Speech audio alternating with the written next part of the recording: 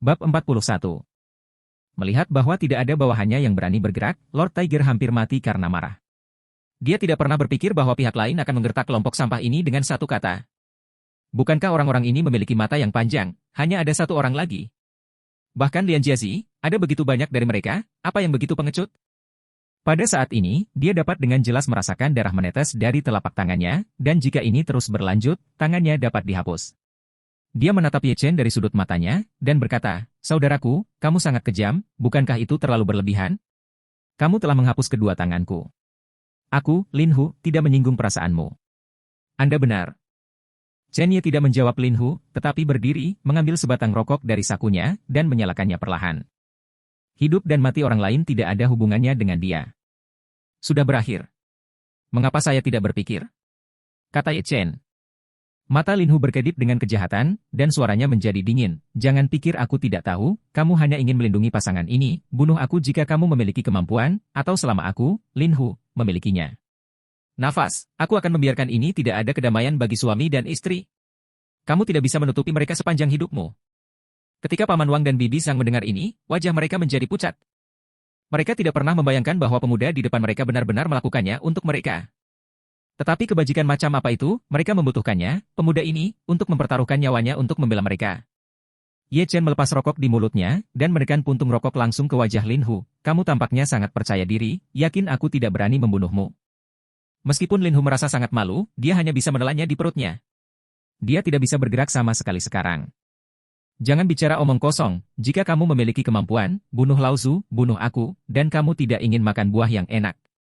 Pada saat ini, Lin Hu menunjukkan aura tirani. Dalam beberapa tahun terakhir, dia telah menjalani kehidupan yang menjilat darah, dan tentu saja dia tidak akan takut dengan anak laki-laki yang rambutnya belum tumbuh. Chen Ye tersenyum acuh tak acuh, "Bunuh kamu, kamu layak untuk itu? Aku takut mengotori tangan Ye Chen-ku. Namun, hidup lebih baik daripada mati, tetapi lebih cocok untuk sepertimu." Detik berikutnya, lengan Ye Chen bergetar, dan ember tongkat bambu di atas meja terbang lurus ke atas, dengan tongkat bambu yang tak terhitung jumlahnya tergantung di udara. Ye Chen meraih jarinya dan menusukkan tongkat bambu ke salah satu titik akupuntur Lin Hu. Yang kedua. Yang ketiga. Sebuah 5 batang bambu penuh dengan kuat dimasukkan ke dalam tubuh Lin Hu, mengejutkan. Setelah itu, ember tongkat bambu jatuh, dan semuanya kembali normal. "Jika kamu bisa bertahan 10 detik tanpa memohon belas kasihan padaku, aku akan melepaskanmu," kata Ye Chen. Lin Hu mendengus dingin, dia secara alami merasakan sesuatu dimasukkan ke dalam tubuhnya, tapi jadi apa? Tangannya dipaku ke meja dengan sumpit tanpa mengernyit. Apa ini tongkat bambu kecil? Wah, jangan katakan 10 detik, bahkan jika itu.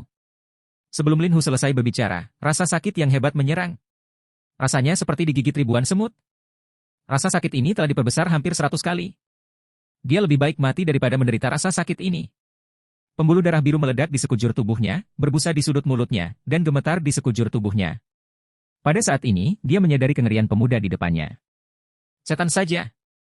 Iblis dari neraka. 1-2. Ye Chen bahkan tidak menghitung 3, dan Lin Hu berkata dengan suara serak, "Biarkan aku pergi. Tolong. Biarkan aku pergi." Ye Chen tidak bergerak, tetapi menyaksikan dengan acuh tak acuh.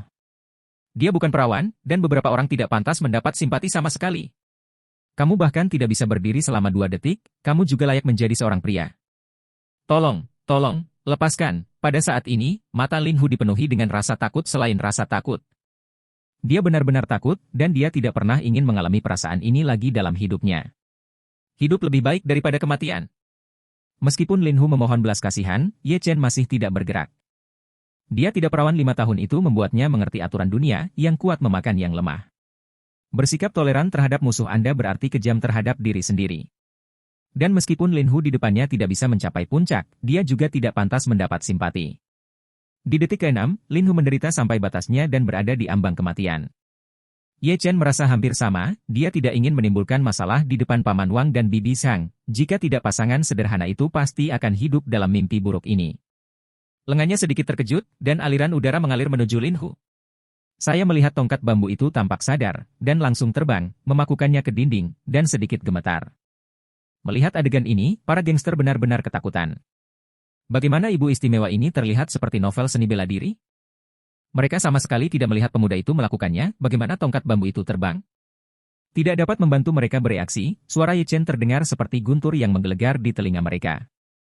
Bawa dia, keluar. Mulai sekarang, jangan muncul di Jiangcheng lagi. Setelah kata-kata itu jatuh, para gangster datang ke sisi Lin Hu dengan kaki gemetar. Mereka melirik Ye Chen dari sudut mata mereka dan melihat bahwa dia tidak bergerak. Mereka dengan cepat membawa Lin Hu dan melarikan diri. Mereka takut, sangat takut. Pemuda di depannya hanyalah iblis dari neraka.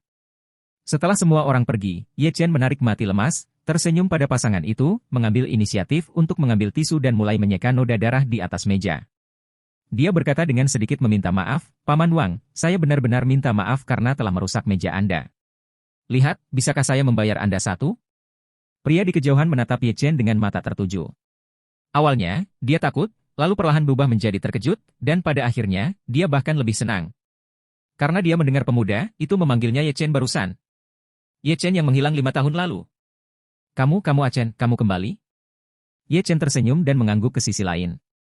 Bibi Sang masih tidak bereaksi, apa Achen? Apa yang kamu bicarakan? Paman Wang buru-buru bergegas ke depan Ye Chen, memukul dada Ye Chen dengan keras, dan menjelaskan kepada istrinya, anak ini adalah Chen yang menghilang 5 tahun lalu. Mengapa kamu tumbuh begitu tinggi? Dia menjadi lebih kuat. Orang-orang telah berubah, jadi saya tidak mengenalinya.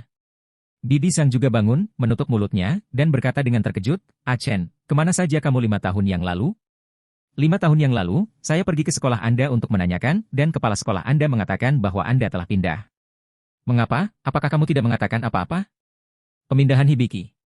Juga, bagaimana kamu menjadi begitu cakap sekarang? Apakah kamu pernah menjadi tentara? Ye Chen mengangguk. Ya, saya telah menjadi seorang prajurit selama beberapa tahun, saya dapat mengambil lebih dari selusin sampah seperti Lin Hu saja, Bibi Sang. Lain kali orang ini berani menyentuh Anda, katakan langsung, saya akan membuatnya menyesal seumur hidup. Kamu nak, ketika kamu seorang tentara, kamu harus berpikir tentang melindungi negara, bukan Bibi Sang. Chen Ye dan keduanya mengobrol sampai jam 9 malam, di mana Paman Wang bahkan memasak beberapa hidangan dan minum bir dengan Chen Ye secara langsung. Dua yang paling bertanya tentang 5 tahun terakhir, Ye Chen tidak banyak bicara, hanya memberitahu mereka bahwa mereka telah menjadi tentara selama beberapa tahun dan baru saja kembali dari tentara.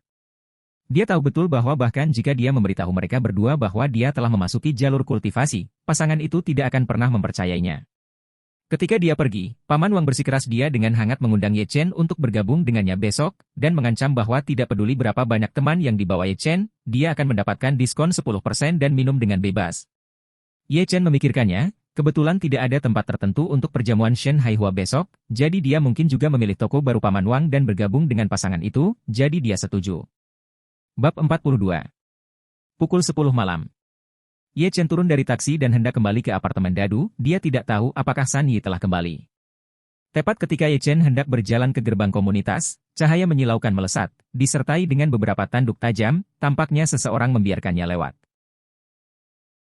Ye Chen mengerutkan kening, samar-samar melihat seorang wanita di kursi pengemudi, mengabaikannya, dan berjalan langsung menuju apartemen Dadu. Meskipun dia tidak bisa melihat sosok di dalam mobil, itu sama sekali tidak mungkin baginya untuk menjadi Sunny.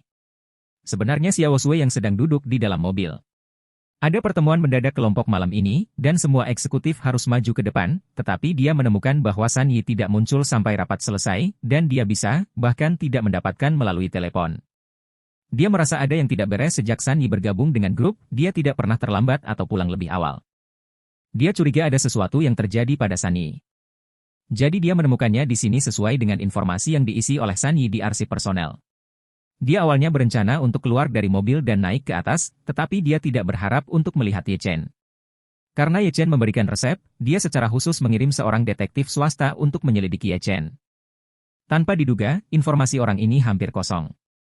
Dia bahkan tidak tahu dari mana pria ini berasal dan apa yang akan dia lakukan di Jiangcheng. Anda tahu, tinggal di Cina, bahkan jika Anda seorang pengemis, tidak mungkin memiliki informasi yang kosong. Adapun yang kosong, hanya ada satu kemungkinan, informasi pihak lain dilindungi oleh otoritas yang lebih tinggi. Sejak saat itu, Xiao Sui menjadi penasaran dengan pria bernama Ye Chen. Tentu saja, tidak hanya rasa ingin tahu, tetapi juga kebencian, karena Ye Chen adalah pria pertama yang berani menolaknya selama bertahun-tahun. Xiao Sui melihat bahwa Ye Chen tidak berniat untuk memperhatikan dirinya sendiri sama sekali, dan dia mengepalkan tinjunya dengan marah, melihat bahwa pihak lain akan menghilang. Dia hanya bisa keluar dari mobil dan mengejar Ye Chen. Ye Chen, berhenti untukku. Sebuah suara renyah terdengar. Ye Chen berbalik tanpa sadar, dan dengan cepat melihat wanita di depannya.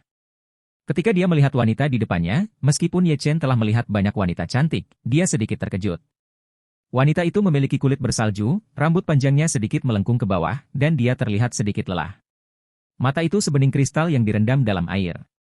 Dikombinasikan dengan mata yang menyanjung, mereka menyatu menjadi gaya yang sangat indah. Dengan sedikit sentuhan dingin dalam keindahan. Pada saat ini, dia menggigit bibirnya yang merah cerah, dan wajahnya pucat dan sombong. Ye Chen tanpa sadar membandingkan wanita di depannya dengan Sunny. Jika Anda ingin berbicara tentang penampilan, wanita ini jelas lebih baik, tetapi jika Anda ingin berbicara tentang bentuk tubuh, popularitas Sunny hampir kokoh di tempat pertama. Namun, sosok wanita ini juga bagus, Kap D, ditambah paha ramping dan adil, jika dia memakai lebih seksi, mungkin sedikit ekstra. Tepat ketika Ye Chen menatap Xia Wosui, Xia Wosui berkata, Ye Chen, tidak bisakah kamu melihat bahwa aku menyuruhmu berhenti sekarang? Ye Chen menarik kembali pengawasannya dan berkata dengan dingin, siapa kamu? Mengapa saya harus berhenti? Xia Wosui maju selangkah dan berkata dengan bangga, saya mendengar bahwa Anda masih bekerja di bawah di grup Huamei hari itu, hanya karena Anda ingin melihat saya. Mengapa, sekarang orang yang ingin Anda lihat telah muncul, apakah ini sikap Anda? Ye Chen tiba-tiba menyadari bahwa wanita di depannya adalah Xia Wosui, salah satu dari 3 wanita cantik di Provinsi Jiangnan, ketua grup Huamei, dan atasan langsung Sunny. Ye Chen melirik wajah Xia Wosui dan menghela nafas lega. Tidak ada bencana di wajah pihak lain seperti yang disebutkan oleh tuannya, yang berarti bahwa pihak lain tidak akan mengalami kecelakaan selama waktu ini. Apa maksudmu dengan menghela nafas? Mungkinkah penampilanku mengecewakanmu? Xia Wosui sedikit marah ketika dia melihat pihak lain menggelengkan kepalanya dan menghela nafas. Sebagai nona tertua dari keluarga Xia, siapa yang berani memperlakukannya seperti ini? Dia bahkan memiliki kepolosan yang tak dapat dijelaskan di dalam hatinya. Tidak apa-apa, jika tidak apa-apa, aku pergi, kata Ye Chen. Xia Wosui menyesuaikan emosinya, mengesampingkan kekhawatirannya, dan bertanya, apakah kamu tinggal bersama Sunny? Iya. Ye Chen mengangguk. Saya tidak tahu mengapa, tetapi ketika Xia Wosui tahu bahwa keduanya hidup bersama, dia merasa sedikit tidak nyaman. Jangan salah paham, aku tidak punya tempat tinggal di Jiangcheng. Sunny menerimaku. Xia Wosui merasa lega dan terus bertanya, hari ini, kelompok itu mengadakan pertemuan sementara, Sunny tidak datang, apakah Anda tahu kemana dia pergi? Tidak tahu. Setelah berbicara, Ye Chen berbalik dan pergi, dia tidak suka orang lain terus mengejarnya dan mengajukan pertanyaan, dan dia tidak perlu menjawab. Melihat Ye Chen sangat tidak sabar, Xia Wosui sedikit frustrasi, dan dengan cepat berteriak, Ye Chen, tolong berhenti untukku. Ye Chen tidak berhenti. Xia Wosui mengepalkan tinjunya erat-erat, dan bahkan menginjak kakinya dengan marah. Bukankah kamu harus menemuiku beberapa hari yang lalu, kenapa aku muncul di depanmu, kamu sangat tidak sabar. Mungkinkah aku, Xia Wosui, tidak bisa menatap mata Ye Chenmu? Xia Wosui tidak tahan lagi, dan berteriak langsung, Ye Chen, mengapa kamu ingin hidup dengan Sunny sebagai orang besar? Apakah kamu tahu bahwa ini akan mempengaruhi reputasi Sunny? Juga, jangan berpikir kamu adalah jika Anda mendapatkan resep secara kebetulan, Anda akan dapat hidup tanpa makanan dan pakaian selama sisa hidup Anda. Biarkan saya memberitahu Anda, Ye Chen, jika Anda terus seperti ini, Anda hanya akan duduk di gunung. Akan dihancurkan di tanganmu sendiri pada akhirnya. Ye Chen masih berhenti, dia berbalik dan datang ke Xia Wosui. Xia Wosui menatap pria di depannya dan tidak berani berbicara sama sekali. Xia Wosui, apakah Anda pikir Anda mengenal saya dengan baik? Atau apakah Anda, sebagai putri keluarga Xia di Provinsi Jiangnan, memiliki kekuatan untuk mengkritik orang lain? Tidak. Suara Xia Wosui sangat lembut, dia sedikit takut. Seringai muncul di sudut mulut Ye Chen. Karena kamu tidak mengenalku, kualifikasi apa yang kamu miliki untuk mengkritikku? Aku tidak peduli apakah kamu adalah ketua grup Huamei, atau putri dari keluarga besar di Provinsi Jiangnan, bahkan jika kamu berasal dari atas. Keluarga di ibu kota, di depan saya, Ye Chen, tolong ambil kembali kesombongan Anda. Apapun yang saya lakukan tidak ada hubungannya dengan Anda. Xia Wosui mundur selangkah, dia benar-benar takut dengan momentum Ye Chen, matanya bahkan lebih merah, dan rasa sakit menyerang. Aku tidak bermaksud begitu, aku hanya... Ye Chen tidak memberi Xia Wosui kesempatan untuk menjelaskan, dan langsung pergi. Di matanya, bahkan jika Xia Wosui bangsawan, dia mungkin hanya bisa melihat sosok Ye Chen setelah 10 tahun. Setelah Ye Chen pergi, Xia Wosui tidak tahan lagi dan mulai menangis. Dari kecil hingga dewasa, sebagai putri keluarga Xia, siapa yang berani berbicara dengannya seperti ini? Siapa yang berani menuduhnya seperti itu? Tetapi setelah menangis, Xia Wosui bangun lagi, seolah-olah dia tiba-tiba dimarahi oleh Ye Chen. Beberapa tahun yang lalu, dia meninggalkan keluarga Xia dan mendirikan grup Huamei di Jiangcheng. Bukankah dia hanya ingin menyingkirkan bayangan keluarga Xia? Setelah bertahun-tahun, dia pikir dia telah berhasil, tetapi pada akhirnya, ternyata dukungan terbesarnya adalah keluarga Xia, dan itu tidak pernah berubah. Dia melihat ke arah Ye Chen, matanya berlinang air mata, dan dia bergumam, "Ye Chen, orang macam apa kamu?